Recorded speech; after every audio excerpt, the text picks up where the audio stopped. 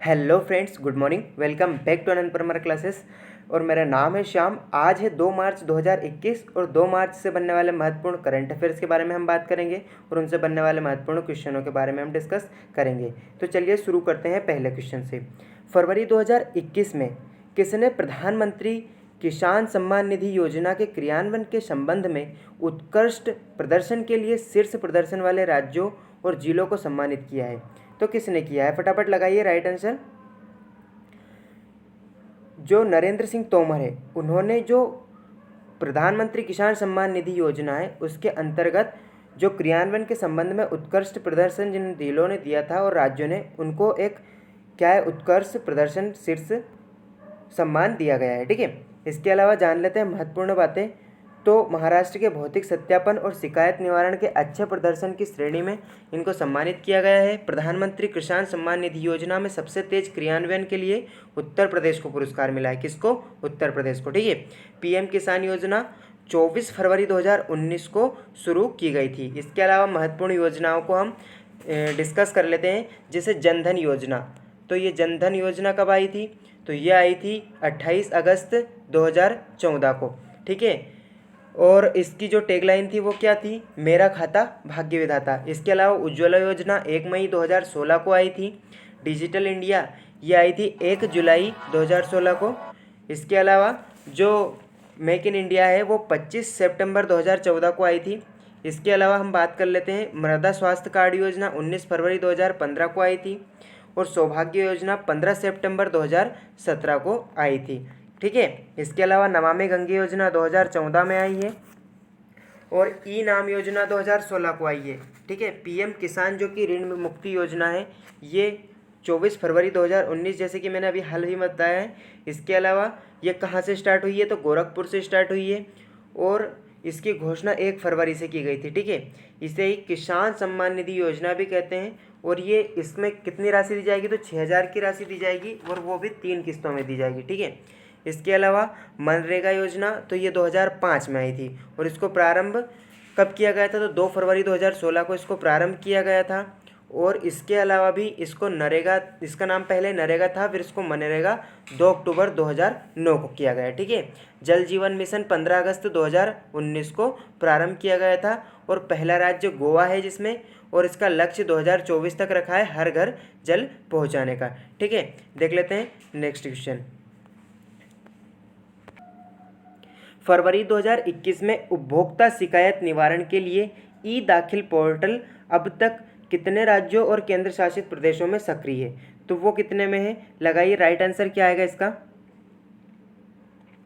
अच्छा, मैं ही बता देता हूँ, इसका बी आंसर आएगा 15 राज्यों में। जो उपभोक्ता शिकायत निवारण के लिए ई दाखिल पोर्टल है ये अभी तक 15 राज्यों और केंद्र शासित प्रदेशों में सक्रिय है। अच्छा, जान लेते हैं इसके बारे में महत्वपूर्ण बातें। तो उपभोक्ता शिकायत के लिए जो ऑनलाइन निराकरण के लिए 7 सितंबर 2020 को राष्ट्रीय उपभोक्ता विवाद जो कि निवारण है उसके आयोग द्वारा पोर्टल को लॉन्च किया गया था।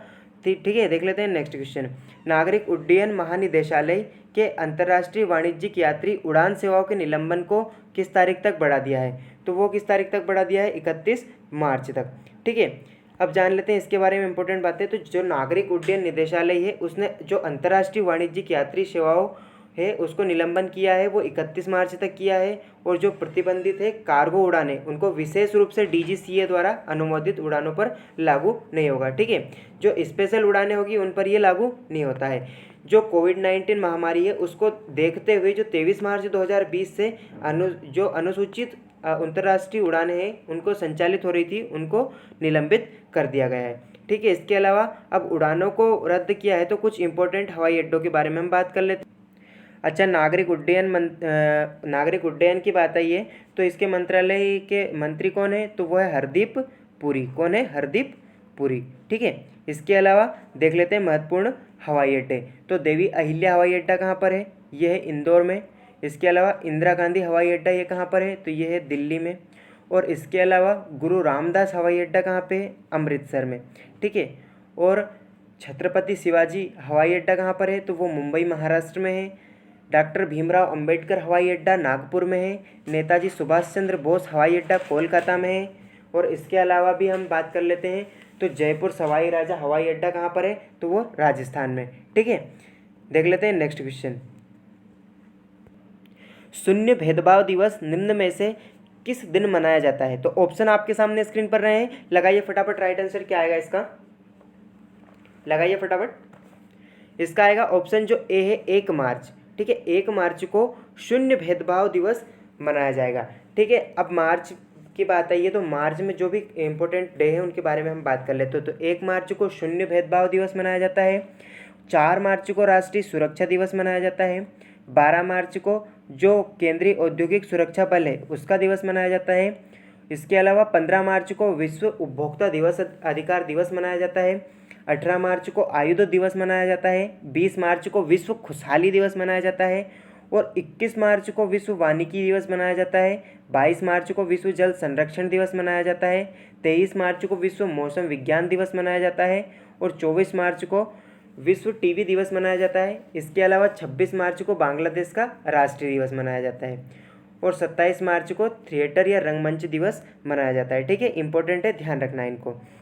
देख लेते हैं नेक्स्ट क्वेश्चन। हाल ही में भारतीय क्रिकेट टीम के किस तेज गेंदबाज ने अंतर्राष्ट्रीय और फर्स्ट क्लास क्रिकेट से संन्यास ले लिया है? तो किसने लिया है? ऑप्शन आपके सामने स्क्रीन पर रहे, लगाइए राइट आंसर क्या आएगा इसका।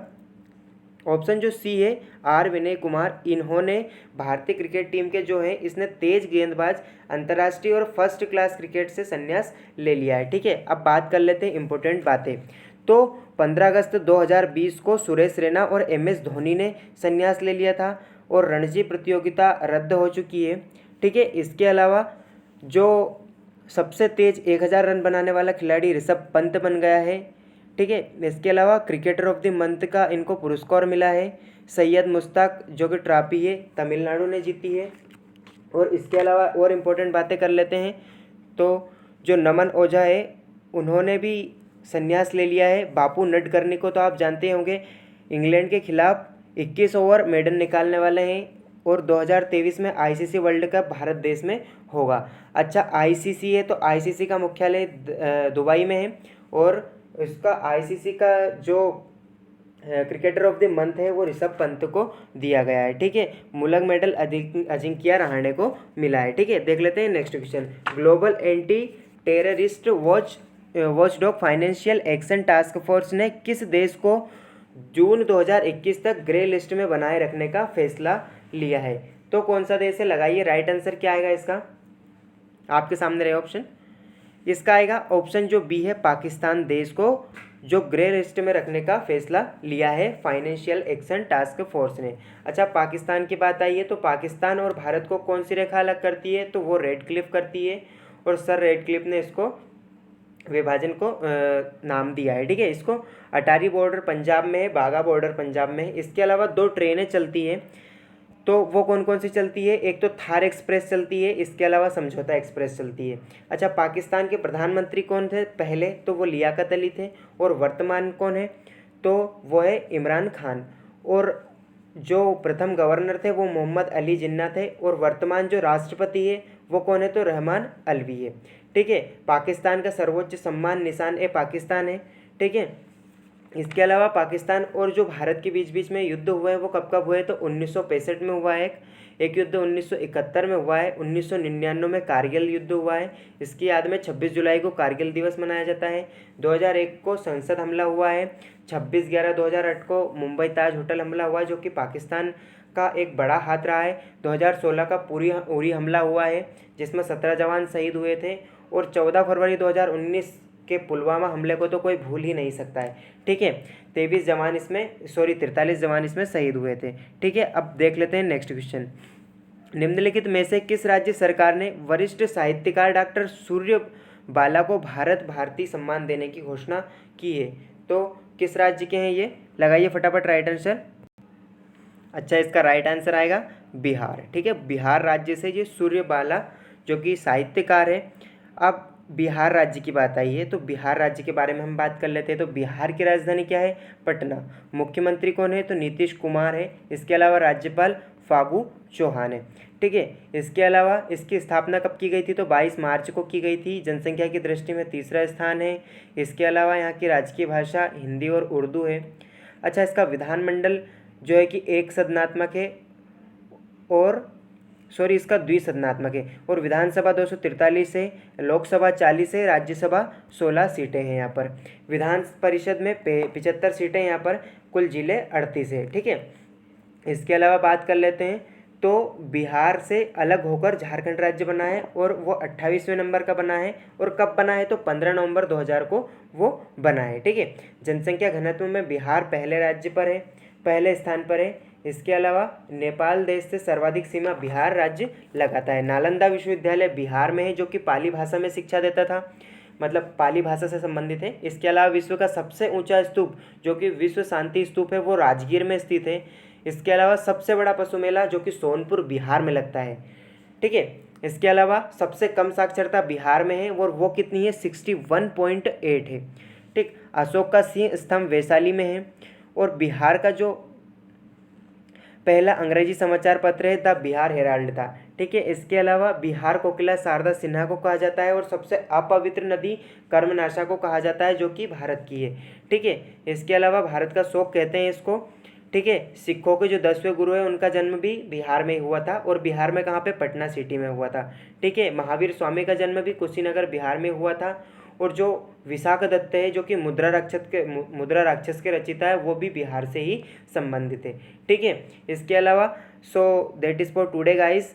आज के वीडियो में बस इतना ही। वीडियो पसंद आया हो तो लाइक करें, अपने दोस्तों के साथ शेयर करें और ऐसे ही और अधिक वीडियोस देखने के लिए हमारा जो चैनल है आनंद परमार क्लासेस, इसको ज़रूर फॉलो करें। ठीक है, thank you, keep learning, keep watching and keep growing. Thank you for watching.